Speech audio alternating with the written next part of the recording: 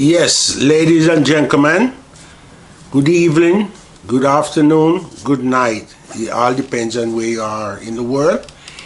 And I started a brand new um, channel on YouTube, and it's called I Was There. And the main reason why that channel is to discuss reggae music and the Reggae Tree, and to return reggae music back to Jamaica. And the Reggae Tree is a metaphor that I came up with, because the tree have a whole lot of leaves, and it have the root, and without that root, that tree cannot live. And ladies and gentlemen, if the root feed the tree, and leaf fall, and new leaf grow, okay, but the root is the foundation of that tree, and the root is important. And I have such person here which coming from the root of reggae, one of the pioneer and one of the person who helped to bring reggae music to the world through England. He migrated from Jamaica to England, and these are the people that I think deserve recognition in my side. These are the heroes. These are the fighters. These are the grown warriors that introduce reggae music to the world. So I can't see how these people don't, when I look around and see all of these roots, and no one recognized the roots. I said, no, you have to do something about this. And ladies and gentlemen, I have such person here tonight, and it gave me a great pleasure to introduce to you one of the root of reggae that migrate from Jamaica to London and bring the music, his culture with him over there in England.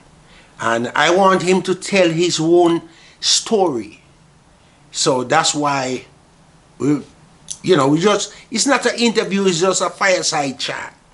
And ladies and gentlemen, I introduce to you no other than Mr. Soprano B out of London, England. Mr. Soprano B, welcome. Welcome, sir. First, I must say blessings and thank God I can be here, that I can tell my story, and I'm grateful for the man above. Yes. And I'm grateful for you, Dorrel, yes, for doing what you're doing. Respect, man. Yes. Respect. Respect. So, the first question I want to ask you is, what year did you migrate to Britain? I went there in the early 60s. I don't remember that, but exactly. Early 60s. Right. Cold like when I went there. Right. Really cold. Right. But I went there. And what I want to ask about is, how was the music when you first got there? What the music was like? Well, when I went to London in the 60s, there was no reggae music yet. It was R&B. That's why if you see I'm playing when I do my show, always play R&B, because that's what we usually get. Laverne Baker, Louis Jordan and all them things that we usually played before. Right. There was no reggae music there yet. Right. In the 60s. Yes. Where we had collect R&B. Right. And those were the ones we know and will play. Yes. So when did reggae really start to get started? And I would love to know, how did you get started inside the sound business? Well, when I went to London in the 60s, Jamaicans were getting married regular. Right. You know, and I had my collection of my R&B, Right. and they had a record player by the name of Blue Spot. Right. Every Jamaican has it. Because Right. I have two speakers. When you go there, you don't have a sound. Right. Right. So I usually have my little bag over my shoulder and go play my R&B and with nice. Right. They give me £5. Yeah. And that's big money, you know. Yeah. Yes, man. In them days there and things like that. Those days was Right. money. Right. Get that. Then about in the 70s going up, there was a white lady, because we never have no store selling reggae music. We found a lady who was selling reggae music, and in that reggae, it was blue beat. When it started, blue beat first started. Right. And then, like anybody coming from Jamaica, and you get established. You said, boy, bring up some record and all that. Yeah. Well, no, reggae music was just coming on, so there was no lot of sound system around. Yes. You know? Yes. So people just get the idea now that we have to bring that, because that not up there. Right. And man started to build amplifiers and have dance in the basement. Yes. And all kind of thing. Right. Well, how I started when I was playing my record at the wedding receptions. I went to a place and I bought a little league amplifier. I get my little amplifier, and I knew a friend, and he built me 2 boxes. Right. And I had 1 turntable. Right. So we had some, start doing that. You get climatized and everything. Yeah. And you got friends. Yeah. And we know that. Well, first I go and tell you, when I went there, I didn't have a car. Right. The right bicycle. Soldier, man. The I soldier. have like some Soldier. people say, well, I don't have a car. But See, we have friends. Yeah. Like we're going to do a little short place. They will take it in their car. Right. We Take the speakers then And in then the car. and everything, the record. That's how we usually do it. Yeah, true. Till From when- growing up. Yeah, till when I establish, I bought myself a little van. Yes. And start going around, and I got myself established. And now it so happened that Prince Buster came to Brixton, and reggae music started burst. Right.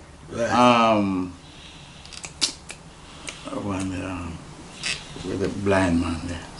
Derek Morgan. Derek Morgan. Yeah. When them all come there, and reggae music start to hit. Right. And now we started to play reggae music. And now Jamaicans get established, and they open record stores that we can go. Right. But that one, they usually sell it in their house. They usually, you're going to look record, it's man house you go. Right. Because that's where they were selling it. Yeah. And I get to find out that, like, the citizens, Jamaican music was described as jungle music and all that kind of thing. You know? Yes. Yeah, and in the early days. Yeah, in the 60s, 70s. Yeah. Because it just was coming in. Because like they want their kind of music. But we had to do it with their kind of music, the R&B and thing. Well, we know R&B from Jamaica. Right. So it because was we usually listen to R&B. Right. But when reggae music come, then it never just jump on and take off. So, you know. Well, I to me, I kind of put that on the shoulder of the people them that migrate to London and bring them culture, them music, because I get to find out, I never been there, but I get to find out that Jamaicans have to fight there. A whole heap of them get thrown in a jail. And a whole heap of different music and things like that, and you know, and them have to march, you know what I mean, march, I mean stand up and say, boy, oh, we want our own thing. Yeah. You know? And thing, and I am very grateful to have this moment in time to sit down with a man like you, because the reggae music is dear to my heart, and there is not one generation responsible to carry it all the way through. When you carry it and you leave it at a spot, and the next generation come and supposed to take it further and keep, you know, moving it forward and thing, and you know, and I do this especially be for a man like you, soldier like you know, when inside the battlefield and a fight, you know, and bring reggae to a certain standard, hold it a certain standard, and you know, and some people take it lightly and gently, and you know, I mean, people all over the world know reggae music because of people like you.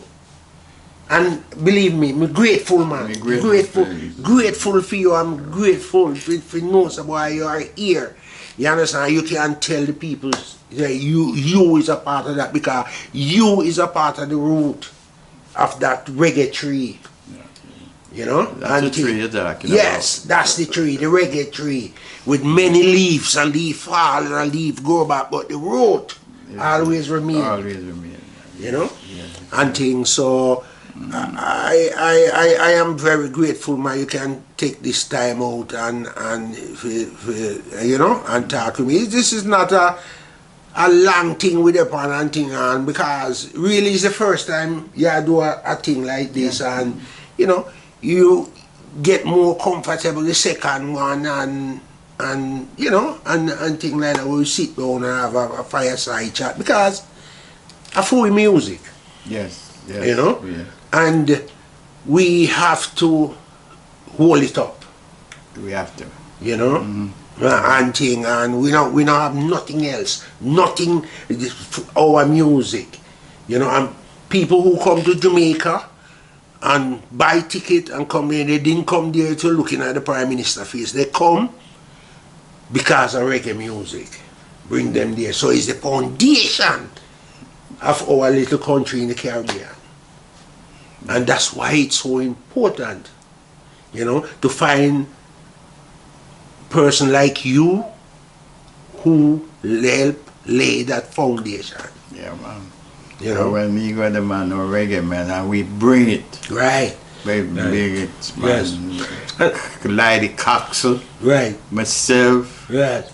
Man, you're joking. We have a lot of other sounds. All of other sounds come over up the years. And we play the music. Right. You know? Right. And bring it, and afterward the people them just get it. Man. Right. Love it. Yes. And when we go to ballroom and all that, man, the people enjoy themselves, and the Jamaicans them were like their home. Right. When they come to the dances. Right, you know? right. Reggae music. Yes, man. Yes, man. The reggae music after when it coming.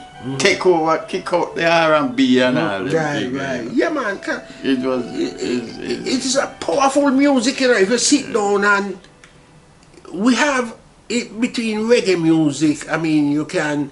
There's a song for everything. There's a song for peace. There's a song for love. Yes. There's a song for war. You know, it depends on what. So, all the questions is answer through the music. Yeah. Yes. You know, and things. So, it is something that to me personally, and from the time I met you until now, I've been telling you the same thing. I says to you, B, I am very grateful to know man like you that go out there on the battlefield and fight for reggae music and help spread it. Yeah, man. You know? I do it. Me personally, Yes. Soprano, B. Yes, man. Yes, man. You do, man. Yes, man. And you know, this little video here and thing, I gonna cherish it because people have to know, and like I said, if it's the last breath that leaving in my body, I gonna do something about reggae music. You know? Yes. That is our culture. And like you always hear me say, I strap reggae to my ankle. So anywhere my ankle go, The reggae music could be there. Yes. will be there. It will be there. Yes, I Yeah, tell you, man. yeah. And I tell you, Soprano B, it's nice talking to you, man. And you know, we will do something more. You know, me know say like at the first one, and you know there is a lot more to be done, a lot of work to be done. Yeah. And I want to get people like you recognize and know that you are the foot soldier. You understand? I'm mad when I see them jump and go on top of the tree. You understand? And I recognize on top of the tree. And you can't build from top down. You have to start from bottom up. So there is my work, starting from the bottom up. That's what make the root so important. And you is important because you help build this. And you help create the gateway in Europe for many of them to talk about them are done. Thank you, sir. Right. Thank you very much, you, man. I'll be with you. Yeah, man. You know. Anytime. Yes, man. Yeah, man. I'm And grateful for this. yeah, man. And remember, look forward for the next video of Soprano B. You know, many of you might not know who Soprano B on this side of the world, but he's big in Europe because he is one of the soldiers that helped establish reggae music in London, in Europe, in all over Europe. Yeah, man. You know, and that's why I am here this evening to just have a little chit chat with him and thing like that. And we're going to do something more. And thank you, each and every one of you, for your time and thing. And Soprano B, and my king and my teacher, respect to you, man. Thank you. B, Okay. yes.